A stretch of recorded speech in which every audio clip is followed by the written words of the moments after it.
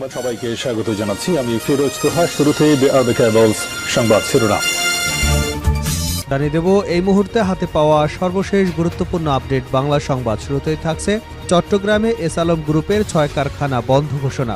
Chittagong S Alam গ্রুপের 6 কারখানা বন্ধ ঘোষণা করা হয়েছে। এই কারখানায় অন্তত 12,000 শ্রমিক কর্মচারী কাজ করতেন। এই বন্ধের নোটিশ দেখে বিক্ষোভে ফেটে পড়েন শ্রমিকেরা। তবে পরিস্থিতির উন্নতি হলে আবারও কারখানা চালু হবে বলে জানান কর্মকর্তারা। এবারে জানাবো পদ্মা সেতু দুর্নীতি ষড়যন্ত্র মামলার পুনরায় তদন্তের সিদ্ধান্ত। পদ্মা সেতু দুর্নীতি এবং ষড়যন্ত্র মামলার পুনরায় তদন্তের সিদ্ধান্ত নিয়েছে দুর্নীতি দমন কমিশন। মঙ্গলবার রাজধানীর সেগুনবাগিচায় বিভিন্ন বিষয় নিয়ে ব্রিফ করেন দুদক মহাপরিচালক আক্তার হোসেন। দুদক জানায় পদ্মা সেতু দুর্নীতি ষড়যন্ত্র মামলার পুনরায় তদন্ত শুরু করেছে দুদক। এছাড়াও সাবেক প্রধানমন্ত্রী শেখ হাসিনার বিরুদ্ধে নব থিয়েটার দুর্নীতির মামলায় পুনরায় তদন্তের সিদ্ধান্ত নিয়েছে সংস্থাটি। 3 মামলায় আসামি হলেও পরে দায়মুক্তি পান তিনি। জানাবো বিজিবির সাবেক মহাপরিচালক আটক। স্ত্রীসহ কানাডায় যাওয়ার সময় বর্ডার গার্ড বাংলাদেশের সাবেক মহাপরিচালক লেফটেন্যান্ট জেনারেল মইনুল ইসলামকে আটক করেছে ইমিগ্রেশন পুলিশ। মঙ্গলবার সন্ধ্যার দিকে ঢাকার হজরত শাহজালাল আন্তর্জাতিক বিমানবন্দর থেকে আটক করা হয় তাকে। প্রসঙ্গত 2009 সালের 25 ফেব্রুয়ারি বিডিআর বিদ্রোহ ও পিলখানা নৃশংস হত্যাযজ্ঞে 57 সেনা কর্মকর্তা সহ 74 জন নিহত হন। এ ঘটনার 48 ঘণ্টার মাথায় বাহিনীটির মহাপরিচালকের দায়িত্ব পান মইনুল ইসলাম।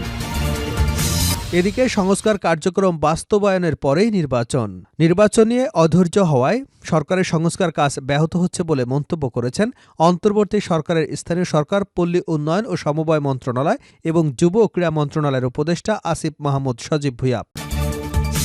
এবারে থাকছে জাতীয় পার্টির প্রতিষ্ঠা বার্ষিকীতে ব্যাপক কর্মসূচি। আগামী 1 জানুয়ারি প্রতিষ্ঠা বার্ষিকীতে ব্যাপক কর্মসূচি বাস্তবায়ন করবে জাতীয় পার্টি। এই উপলক্ষে মঙ্গলবার দুপুরে জাতীয় পার্টির চেয়ারম্যানের বনানী কার্যালয়ে এক প্রস্তুতি সভা অনুষ্ঠিত হয়েছে। রাজধানীতে জনসমাগমে প্রতিষ্ঠা বার্ষিকী উপলক্ষে আলোচনা সভা, বর্ণাঢ্য শোভাযাত্রার আয়োজন করা হবে। এবং সর্বশেষ জানাবো দিল্লিতে অবৈধ বাংলাদেশিদের ব্যাপক ধরপাকড়। ভারতের রাজধানী নয়াদিল্লিতে বসবাসরত বাংলাদেশি অভিবাসীদের বিরুদ্ধে ব্যাপক ধরপাকড় অভিযান শুরু করেছে পুলিশ। মঙ্গলবার সকালে দিল্লির কালিন্দকুঞ্জ এলাকায় বাংলাদেশিদের শনাক্তের অভিযান পরিচালনা করা হয়েছে। গত কয়েকদিনের অভিযানে এখন পর্যন্ত প্রায় 1000 বাংলাদেশিকে শনাক্ত করা হয়েছে বলে দিল্লি পুলিশ জানিয়েছে। ভারতীয় বার্তা সংস্থা ANI জানিয়েছে, মঙ্গলবার ভারতের জাতীয় রাজধানীর কালিন্দকুঞ্জ এলাকায় অবৈধ বাংলাদেশিদের খোঁজে তল্লাশি অভিযান চালিয়েছে দিল্লি পুলিশ। এতক্ষণ শিরোনাম শুনছিলেন, এবার বিস্তারিত। প্রিয় দর্শক, আপনি যদি এই চ্যানেলে নতুন হয়ে থাকেন, ভিডিওটি দেখতে দেখতে চ্যানেলটি সাবস্ক্রাইব করে আমাদের সঙ্গে থাকুন। আর এই ভিডিও সম্পর্কে আপনি আপনার মূল্যবান মতামতটি কমেন্ট বক্সে জানিয়ে দিন। আর হ্যাঁ প্রিয় দর্শক, জানিয়ে দিন ভিডিওটি কোথা থেকে দেখছেন। চট্টগ্রামে এস আলম গ্রুপের 6 কারখানা বন্ধ ঘোষণা। চট্টগ্রামে এস আলম গ্রুপের 6 কারখানা বন্ধ ঘোষণা করা হয়েছে। এ কারখানায় অন্তত 12,000 শ্রমিক কর্মচারী কাজ করতেন। এই বন্ধের নোটিশ দেখে বিক্ষোভে ফেটে পড়েন শ্রমিকরা। তবে পরিস্থিতির উন্নতি হলে আবারও কারখানা চালু হবে বলে জানিয়েছেন কর্মকর্তারা। মঙ্গলবার দুপুরে বিতর্কিত ব্যবসায়ী গোষ্ঠী এস আলম গ্রুপের মানব সম্পদ এবং প্রশাসনের প্রধান মোহাম্মদ বোরহান উদ্দিনের স্বাক্ষর করা বন্ধের নোটিশ টাঙানো হয়। এতে বলা হয়, কর্তৃপক্ষের নির্দেশক্রমে অনিবার্য কারণবশত আগামীকাল বুধবার থেকে পরবর্তী নির্দেশ না দেওয়া পর্যন্ত কারখানাগুলো বন্ধ থাকবে।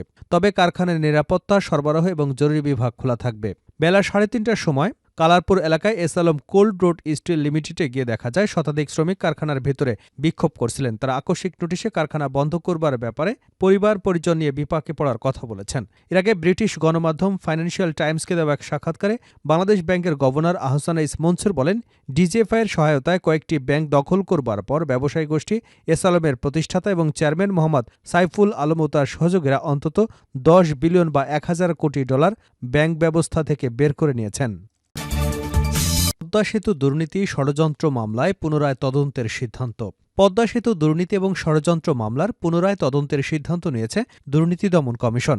মঙ্গলবার রাজধানীর সেগুনবাগিচায় বিভিন্ন বিষয় নিয়ে ব্রিফ করেন দুদক মহাপরিচালক আক্তার হোসেন। দুদক জানায়, পদ্মা সেতু দুর্নীতি ষড়যন্ত্র মামলার পুনরায় তদন্ত শুরু করেছে দুদক। এছাড়াও সাবেক প্রধানমন্ত্রী শেখ হাসিনার বিরুদ্ধে নব থিয়েটার দুর্নীতির মামলায় পুনরায় তদন্তের সিদ্ধান্ত নিয়েছে সংস্থাটি। 3 মামলায় আসামি হলেও পরে দায়মুক্তি পান তিনি। দুদকের অনুসন্ধান দল জানিয়েছে, 8 প্রকল্পে শেখ হাসিনার 21,000 কোটি টাকা লোপাটের তদন্তে প্রধান উপদেষ্টার সচিব বরাবর তথ্য চেয়ে চিঠি দেওয়া হয়েছে। এ বিষয়ে সাংবাদিকরা প্রশ্ন করলে দুদক মহাপরিচালক আক্তার হোসেন বলেন, এর আগেও এ বিষয়টি নিয়ে সাংবাদিকদের অবগত করা হয়েছে। অনুসন্ধান দল গঠন করা হয়েছে। অনুসন্ধান দলের সদস্যরা দালিলিক প্রমাণ সংগ্রহের জন্য চিঠিপত্র দিচ্ছেন বিভিন্ন দপ্তরে। এটা তাদের অনুসন্ধান কাজের অংশ। তথ্য পাওয়ার পর দলের সদস্যরা পর্যালোচনা করবেন, এটার সাথে অভিযোগ প্রমাণে সহায়ক অভিযোগ সংশ্লিষ্টদের বিষয়ে জিজ্ঞাসাবাদ করা হবে। এদিকে সাবেক প্রধানমন্ত্রী শেখ হাসিনা, তার ছেলে সজীব ওয়াজেদ জয়, ছোট বোন শেখ রেহানা এবং তার মেয়ে ব্রিটিশ মন্ত্রী টিউলিপ সিদ্দিকের দেশে বিদেশে লেনদেনের যাবতীয় নথি তলব করে বাংলাদেশ ফিনান্সিয়াল ইন্টেলিজেন্স ইউনিটের কাছে চিঠি দিয়েছে দুদক। বিজিবির সাবেক মহাপরিচালক আটক। স্ত্রীসহ কানাডায় যাবার সময় বর্ডার গার্ড বাংলাদেশের সাবেক মহাপরিচালক লেফটেন্যান্ট জেনারেল মইনুল ইসলামকে আটক করেছে ইমিগ্রেশন পুলিশ। মঙ্গলবার সন্ধ্যার দিকে ঢাকার হজরত শাহজালাল আন্তর্জাতিক বিমানবন্দর থেকে আটক করা হয় তাকে। প্রসঙ্গত 2009 সালের 25শে ফেব্রুয়ারি বিডিআর বিদ্রোহ এবং পিলখানা নৃশংস হত্যাযজ্ঞে 57 জন সেনা কর্মকর্তা সহ 74 জন নিহত হন। এ ঘটনার 48 ঘণ্টার মাথায় বাহিনীটির মহাপরিচালকের দায়িত্ব পান মইনুল ইসলাম। তিনি মহাপরিচালকের দায়িত্ব পাওয়ার পর বাহিনীটির ইউনিফর্ম পরিবর্তন হয় এবং সীমান্ত বাহিনীতে যোগ করা হয় একটি গোয়েন্দা ইউনিট। পরে লেফটেন্যান্ট জেনারেল পদে উন্নীত করা হয় তাকে এবং সেনাবাহিনীর সদর দপ্তরে জেনারেল স্টাফ করা হয়। 2015 সালের জুলাই সশস্ত্র বাহিনী দিবসে প্রিন্সিপাল স্টাফ অফিসার হন মইনুল ইসলাম। পরের বছর ফেব্রুয়ারিতে সেনাবাহিনী থেকে অবসর গ্রহণ করেন। বিজিপির মহাপরিচালক পদে যোগদানের আগে জাতীয় প্রতিরক্ষা কলেজ বাংলাদেশের আর্মড ফোর্সের ওয়ারফোর্সের প্রধান শিক্ষক হিসেবে দায়িত্ব পালন করেন তিনি। সংস্কার কার্যক্রম বাস্তবায়নের পরে নির্বাচন, আসিফ মাহমুদ। নির্বাচন নিয়ে অধৈর্য হওয়ায় সরকারের সংস্কার কাজ ব্যাহত হচ্ছে বলে মন্তব্য করেছেন অন্তর্বর্তী সরকারের স্থানীয় সরকার, পল্লী উন্নয়ন, সমবায় মন্ত্রণালয় এবং যুব ও ক্রীড়া মন্ত্রণালয়ের উপদেষ্টা আসিফ মাহমুদ সজীব ভূঁইয়া। মঙ্গলবার সকালে দিনাজপুরের কাহারোল উপজেলা মিলনায়তনে শীতবস্ত্র বিতরণ এবং উপজেলা পর্যায়ে কর্মকর্তাদের সঙ্গে মতবিনিময় অনুষ্ঠানে প্রধান অতিথির বক্তব্যে তিনি একথা বলেন। উপদেষ্টা বলেন, ফ্যাসিবাদী সংস্থার বিলোপের জন্য সরকারি প্রতিষ্ঠান যেভাবে ধ্বংস করা হয়েছে, সরকার সেই সংস্কারের এজেন্ডা নিয়ে কাজ করছে। সংস্কার কমিশন রিপোর্ট দিলে আমরা সে অনুযায়ী কাজ করব। আসিফ মাহমুদ আরও বলেন, প্রধান উপদেষ্টা নির্বাচনের একটি রোডম্যাপ ঘোষণা করেছেন, তবে আগামী নির্বাচন নির্ভর করছে সংস্কার কার্যক্রমের উপর। সংস্কার কমিশনগুলো নির্ধারিত সময়ের মধ্যে সংস্কারের প্রস্তাব দেবে। যে রিপোর্টগুলো নিয়ে বিভিন্ন স্টক হোল্ডার, পলিটিক্যাল পার্টিদের সঙ্গে আলোচনা করা হবে। সংস্কার কার্যক্রম বাস্তবায়নের পরে নির্বাচন অনুষ্ঠিত হবে। শেষ করছে আন্তর্জাতিক সংবাদ দিয়ে। দিল্লিতে অবৈধ বাংলাদেশিদের ধরপাকড়। ভারতের রাজধানী নয়াদিল্লিতে বসবাসরত বাংলাদেশি অভিবাসীদের বিরুদ্ধে ব্যাপক ধরপাকড় অভিযান শুরু করেছে পুলিশ। মঙ্গলবার সকালে দিল্লির কালিন্দকুঞ্জ এলাকায় বাংলাদেশিদের শনাক্তে অভিযান পরিচালনা করা হয়েছে। গত কয়েকদিনের অভিযানে এখন পর্যন্ত প্রায় 1000 বাংলাদেশিকে শনাক্ত করা হয়েছে বলে দিল্লি পুলিশ জানিয়েছে। ভারতীয় বার্তা সংস্থা ANI বলেছে, মঙ্গলবার ভারতের জাতীয় রাজধানীর কালিন্দকুঞ্জ এলাকায় অবৈধ বাংলাদেশিদের খোঁজে তল্লাশি অভিযান চালিয়েছে দিল্লি পুলিশ। সেখানকার একজন বাসিন্দা বলেছেন, পুলিশ বাসিন্দাদের কাছে সরকারি পরিচয়পত্র এবং অন্যান্য বিষয় সম্পর্কে প্রাথমিক তথ্য চেয়েছে। এ সময় বাসিন্দাদের বিভিন্ন বিষয়ে জিজ্ঞাসাবাদ করেছে পুলিশ। তিনি বলেন, এখন পর্যন্ত প্রায় 5 থেকে 6 বার তল্লাশি অভিযান চালিয়েছে পুলিশ। তারা এখানে বসবাসের এবং সরকারি পরিচয়পত্রের বিষয়ে তথ্য চেয়েছে।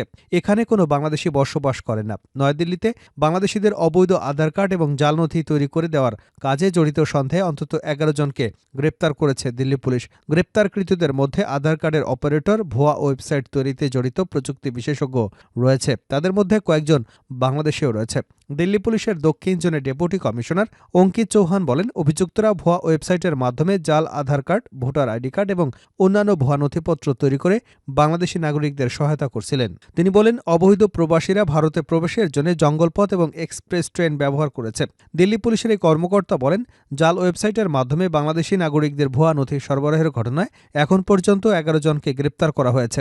অবৈধ বাংলাদেশিদের বিরুদ্ধে 2 মাসের বিশেষ অভিযান চালানোর নির্দেশনা দেন দিল্লির লেফটেন্যান্ট গভর্নর। দিল্লি পুলিশের একাধিক সূত্রের বরাত দিয়ে ANI বলেছে, দিল্লিতে এখন পর্যন্ত প্রায় 1000 অবৈধ বাংলাদেশিকে শনাক্ত করা গেছে।